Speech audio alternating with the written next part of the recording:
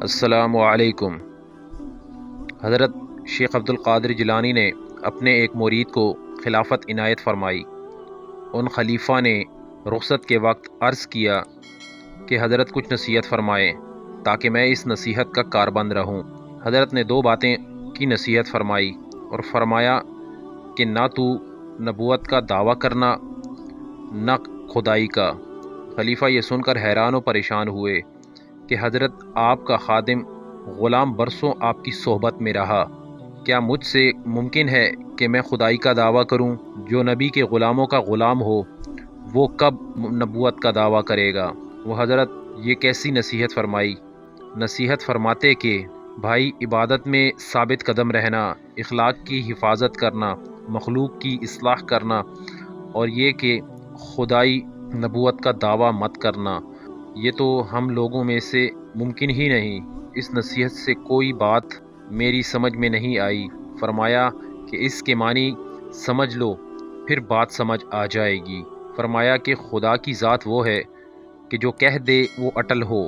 اگر وہ چاہے کہ زمین بنے تو زمین بن کر رہے، یہ ناممکن ہے کہ نہ بنے۔ ارادہ خداوندی پر مراد کا مرتب ہونا قطعی اور لازمی ہے۔ یہ ناممکن ہے کہ حق تعالیٰ ارادہ فرمائے اور وہ پورا نہ ہو۔ وہ تو قادر مطلق ہے، تو اللہ تعالیٰ کی ذات وہ ہے کہ جو وہ ارادہ کرے اور کہہ دے وہ اٹل ہو، ٹلنے والی چیز نہ ہو۔ اور دعوی نبوت کے معنی یہ ہیں کہ نبی کی شان یہ ہے کہ جو وہ فرما دے وہ حق ہو۔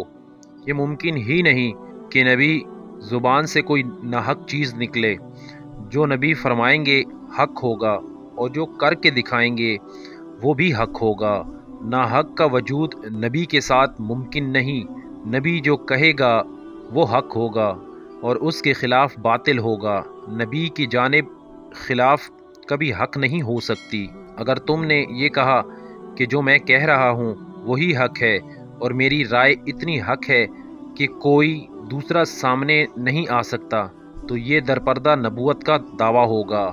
میں تم کو اس کی نصیحت کرتا ہوں کہ یہ دعویٰ نہ کرنا۔ نبوت کا دعویٰ کرنے کا یہ مطلب نہیں کہ تم یوں کہو کہ میں نبی ہوں، بلکہ اپنے اندر خاص شان پیدا کر کے جو نبی کے اندر ہوتی ہے، یوں کہا کہ جو میں کہہ رہا ہوں وہی حق ہے، اس کے خلاف سب باطل ہے۔ اس چیز کا مدعی بننا درپردہ نبوت کا دعویٰ ہے۔ اور جو یوں کہے کہ جو میں نے کہہ دیا یا ارادہ کر لیا وہ ہو کر رہے گا، دنیا ادھر کی ادھر ہو جائے، مخلوق کٹ جائے، خون بہہ جائے، مگر یہ ہو، یہ درپردہ خدائی کا دعویٰ ہے۔ یہ خدا کا کام ہے کہ جو وہ ارادہ فرمائے وہ اٹل ہو۔ تو میں نے جو یہ کہا کہ خدائی کا دعویٰ نہ کرنا، اس کا مطلب ہے کہ اپنے ارادے کو یوں مت سمجھنا کہ یہ اٹل ہے اور ہونا ہی چاہیے، اس کا خلاف ممکن نہیں، حالانکہ ہر چیز میں تمہارا خلاف ممکن ہے۔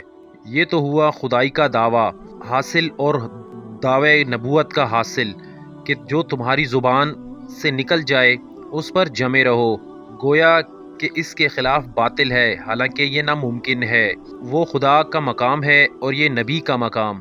تو حضرت شیخ نے بڑے بلیغ پیرائی میں نصیحت فرمائی۔ ظاہر میں تو بڑی وحشت ناک نصیحت تھی کہ خدائی کا دعویٰ نہ کرنا، نبوت کا دعویٰ نہ کرنا، مگر جب معنی بیان کیے خدائی اور نبوت کے تو سمجھ میں آ گیا۔ معلوم ہوا کہ بہت سے آدمی درپردہ خدائی کا دعویٰ کرتے ہیں اور بہت سے لوگ جو جمود کرتے ہیں کہ وہی صحیح ہے، جو ہم کہہ رہے ہیں وہ درپردہ نبوت کا دعویٰ کرتے ہیں۔